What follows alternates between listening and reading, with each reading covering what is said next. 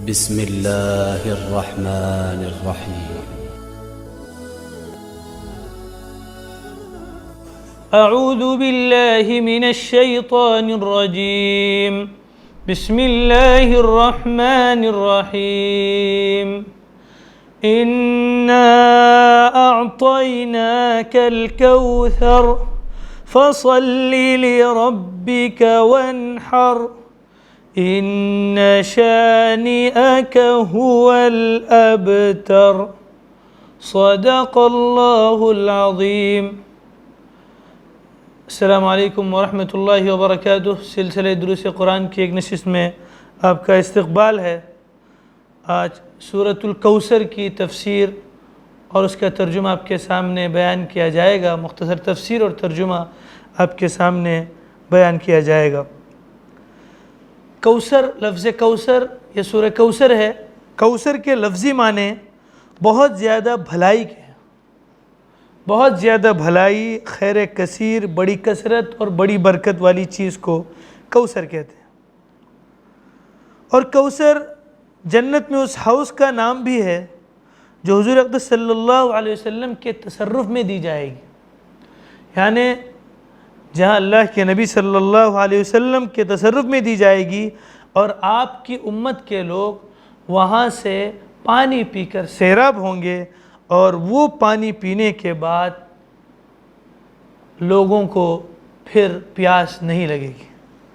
حدیث میں آتا ہے کہ اللہ کے نبی صلی اللہ علیہ وسلم نے فرمایا ہے کہ میں حوض کوثر پر اپنی امت کو اس طریقے سے پہچانوں گا کہ وضو کے آثار سے، وضو کے نشانات سے میں انہیں پہچانوں گا. تو تم میں سے جو شخص چاہے فَلْيُطِيلَ غُرَّتَهُ، اپنے جو غرہ ہے اس کو وہ لمبا کرے.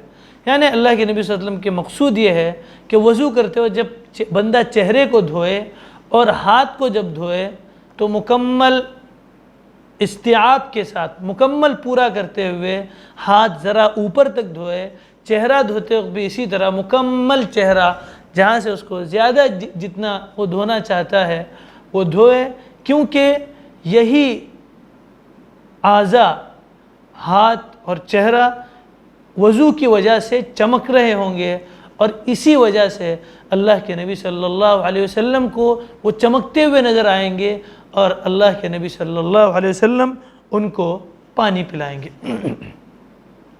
یہ اللہ کے نبی صلی اللہ علیہ وسلم کے ساتھ قیامت کے دن جو انعام ہوگا، یہ بہت بڑا انعام ہوگا جو ہمارے نبی آقا حضرت محمد صلی اللہ علیہ وسلم کے ساتھ کیا جائے گا.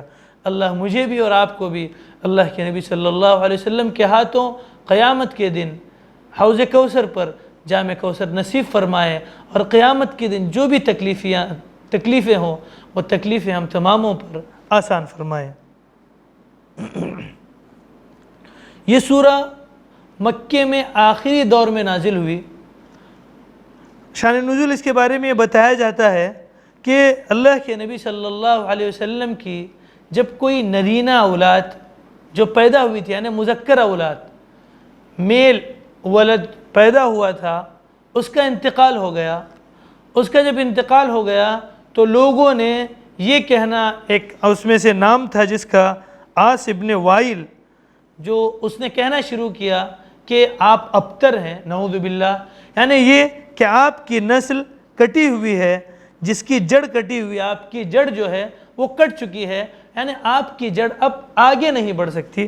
قرآن نے اس کو کہا ہے ابتر، ان شانئک هو الابتر، یعنی اس کی جڑ کٹی ہوئی. لوگ کہا کرتے تھے کہ ان کی تو اب جڑ کٹ چکی ہے، اب یہ نسل آگے نہیں بڑھتی.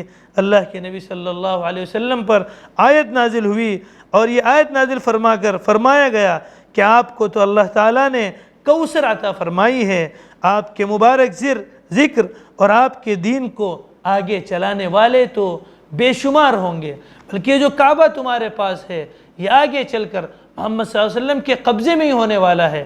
کیونکہ خیر کثیر اس میں بہت ساری چیزیں آ سکتی ہیں، فتح مکہ کی طرف بھی اشارہ ہو سکتا ہے اس میں، لیکن جو اصل اشارہ ہے وہ اشارہ ہے حوض کوثر، جہاں پر اللہ کے نبی صلی اللہ علیہ وسلم قیامت کے دن اپنی امتیوں کا انتظار کرتے ہوئے رہیں گے، اور اللہ کے نبی صلی اللہ علیہ وسلم اپنی امتوں کو وہاں پر دیکھتے ہوئے رہیں گے. اور جس طرح قرآن مجید نے کہا ہے کہ آپ کو کوئی بدنام نہیں کر سکتا، بلکہ آپ کی جڑ کٹی ہوئی نہیں ہے، بلکہ آپ کو تو خیر کثیر عطا کیا ہے۔ اس کے بعد دنیا نے دیکھا آج سے 1400 سال ہو گئے، اللہ کے نبی صلی اللہ علیہ وسلم کا ذکر، آپ کی سیرت طیبہ تو الحمدللہ زندہ جاوید ہے، لیکن جو تانا دینے والے تھے ان کو کوئی جانتا بھی نہیں، اور اگر بالفرض کوئی ان کا ذکر بھی کرتا ہے تو لعن طعن کرتے ہوئے سب و شتم کے ساتھ ان کی برائی سے ہی کرتا ہے، کوئی ان کو اچھے صفات کے ساتھ یاد نہیں کرتا۔ تو یہ اس صورت میں اللہ کے نبی صلی اللہ علیہ وسلم کو بشارت سنائی گئی اور یہ وعدہ سنایا گیا کہ جو مکے والے کہہ رہے ہیں کہ آپ کی جڑ کٹی ہوئی ہے، نعوذ باللہ، یہ ان کی باتیں اپنی جگہ پر، ہم آپ کو کوثر عطا کرنے والے ہیں۔ اللہ کے نبی صلی اللہ علیہ وسلم کو دلاسا دینے کے لیے، بشارت دینے کے لیے یہ سورت اتاری گئی۔ اِنَّا أَعْطَيْنَاكَ الْكَوْثَرَ، اے پیغمبر صلی اللہ علیہ وسلم یقین جانو ہم نے تمہیں کوثر عطا کر دی ہے۔ کوثر یعنی حوض کوثر، خیر کثیر، جو جنت میں ایک حوض ہے اس کا نام کوثر ہے، وہ تمہیں کیا عطا کی گئی ہے؟ ہم نے آپ کو عطا کی ہے، ہم نے دی، اللہ کہتا ہے ہم نے، یعنی اللہ نے۔ فَصَلِّ لِرَبِّكَ وَارْحَرْ، لہٰذا تم اپنے پروردگار کی خوشنودی کے لیے نماز پڑھو اور قربانی کرو۔ اللہ کی خوشنودی حاصل کرنے کے لیے کیا چیز کرنے کے لیے کہا گیا؟ نماز پڑھنے کے لیے کہا گیا اور قربانی کرنے کا حکم دیا گیا۔ اور اس کے بعد اسی واقعے کی طرف اشارہ، جو یہ کہا کرتے تھے کہ نعوذ باللہ آپ کی جڑ کٹی ہوئی ہے، قرآن نے جواب دیا ان شانئک ھو الابتر، یقین جانو تمہارا دشمن ہی وہ ہے جس کی جڑ کٹی ہوئی ہے، یقین جانو تمہارا دشمن ہی وہی ہے جس کی جڑ کٹی ہوئی ہے۔ اور دنیا نے دیکھا اور آج تک دیکھ رہی ہے کہ اللہ کے نبی صلی اللہ علیہ وسلم کا ذکر آج تک سیرت طیبہ محفوظ ہے، زندگیاں محفوظ ہے۔ کوئی بھی اللہ کے نبی صلی اللہ علیہ وسلم کا جب نام نامی لیتا ہے تو عقیدت سے آنکھوں میں آنسو آنے لگتے ہیں، اور صلی اللہ علیہ وسلم، اللہم صلی علی سیدنا محمد وعلی آل سیدنا محمد وبارک وسلم زبان سے جاری ہونے لگتا ہے۔ اور جو آپ کے دشمن ہیں ان کا اگر کوئی بالفرض نام بھی لیتا ہے، لعین یا اس پر لعنت ہو، اس طرح کرتے ہوئے ان کا نام لیتا ہے، تو قرآن نے جو یہاں پر بات کہی وہ بات ہم نے دیکھی کہ صادق آئی ہے، بالکل سچی ہوئی، یہ ہم سب دیکھ رہے ہیں۔ قرآن کا یہی پیغام ہے، قرآن جو بھی بات کہتا ہے وہ بات سچ ہو کر رہتی ہے۔ اللہ تبارک و تعالی ہم تماموں کو قرآن مجید سمجھ کر پڑھنے کی توفیق عطا فرمائے۔ والسلام علیکم ورحمۃ اللہ وبرکاتہ۔